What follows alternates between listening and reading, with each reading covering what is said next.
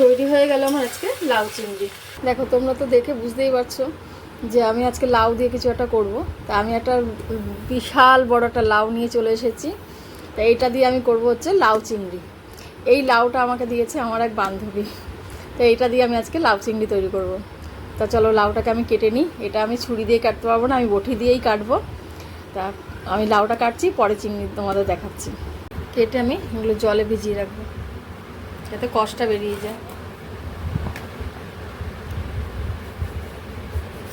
এই লাউয়ের চোখলা কিন্তু আমি ফেলবো না, এগুলোকে আমি ভাজা করব। তা তোমরা কে কে লাউয়ের চোখলা খেতে ভালোবাসো তা কমেন্টে জানিও।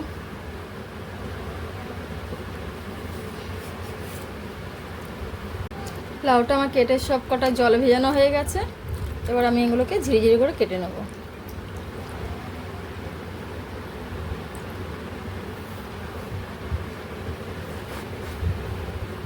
ওটা ফেলে দেবো, একটু দানা হয়ে গেছে, ফেলে দেবো।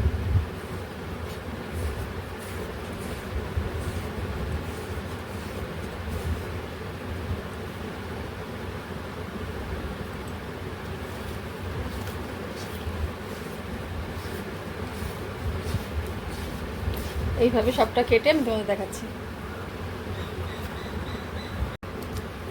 এইভাবে আমার সবটা লাউই কাটা হয়ে গেছে। আর ওইদিকে লাউয়ের খোসাগুলো রেখে দিয়েছি, আজকে করব না, ওটা আবার অন্য একদিন করব। লাউয়ের তো কোনো কিছুই ফেলানি যায় না। লাউগুলো আমার কাটা হয়ে গেছে। এবার আমি একটা পাত্রে ঢেলে নেব, ঢেলে একটু নুন দিয়ে মাখিয়ে রাখবো 10 মিনিটের জন্য।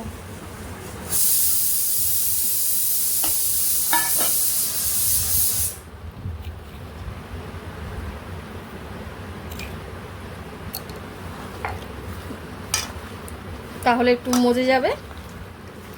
ভালো করে এইভাবে হাত দিয়ে মেখে মেখে নেব।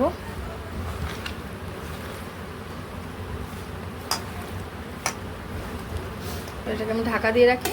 আর ততক্ষণে লাউয়ের জন্য লাউ চিংড়িটা আমি রেডি করে নিচ্ছি। চিংড়িটা ভেজে নেব। চলো তাহলে সরাসরি রান্নার ওখানে যাওয়া যাক। ওদিকে লাউটাকে নুন দিয়ে আমি মাখিয়ে রেখেছি। এবার আমি এই চিংড়িটা ভেজে নেব। লাউয়ের জন্য চিংড়িটা ভেজে নেব।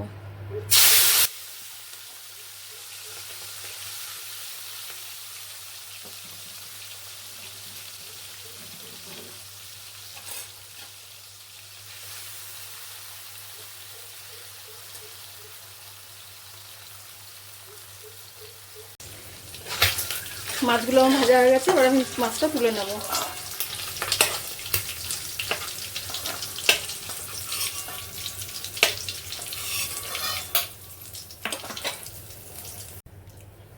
ফোড়নে দেবো জিরে, তেজপাতা, একটা শুকনো লঙ্কা,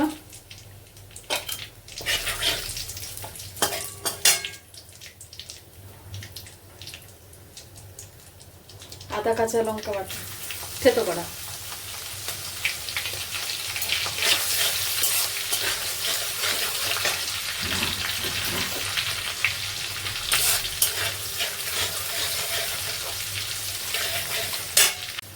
আদা কাঁচা লঙ্কা থেকে সুন্দর একটা গন্ধ বেরোলে দিয়ে দেবো একটা টমেটো কুচি করে রেখেছি কেটে।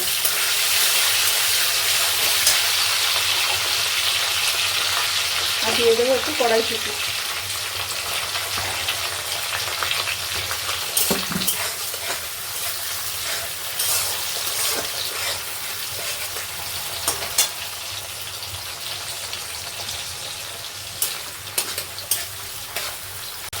এবার আমি এর মধ্যে কিছু গুঁড়ো মশলা অ্যাড করবো, যেমন হলুদ গুঁড়ো,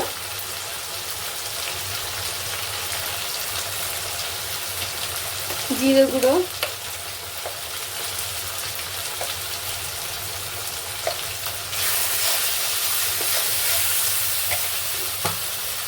দেবো একটু ধনে গুঁড়ো,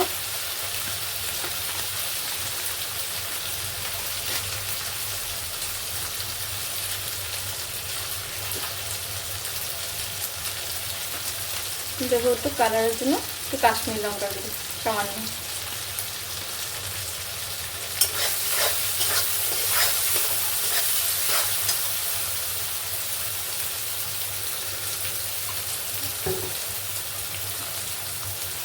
লবণটা তো আমার লাউতে মাখাই আছে, আমি আর এখন লবণ দেবো না।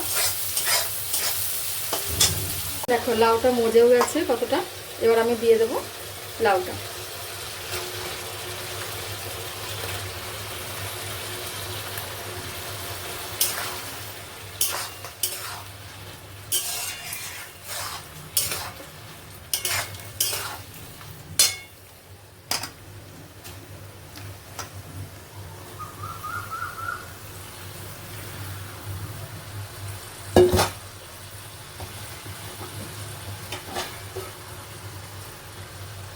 লাউতে আমি একটু জল দিয়েছিলাম মশলার মধ্যে, সেই জলেতেই লাউটা সিদ্ধ হয়ে যাবে।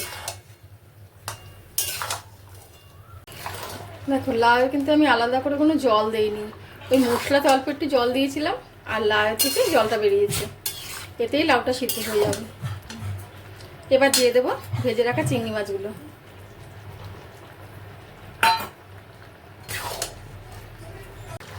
আমার মনে হলো একটু লবণ লাগবে, দিয়ে দিলাম একটু লবণ, আর দেবো একটু মিষ্টি দিয়ে দিলাম, দেবো গরম মশলা।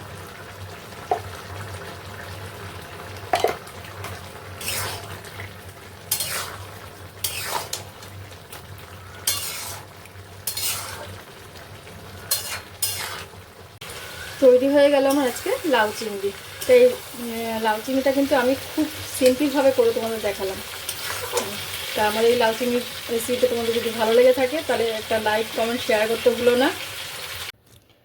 আর আমার চ্যানেলে যদি কোনো নতুন বন্ধু হয়ে থাকো তাহলে চ্যানেলটাকে সাবস্ক্রাইব করে দিও। আর যারা চ্যানেলটাকে সাবস্ক্রাইব করেছো তাদের অসংখ্য অসংখ্য ধন্যবাদ।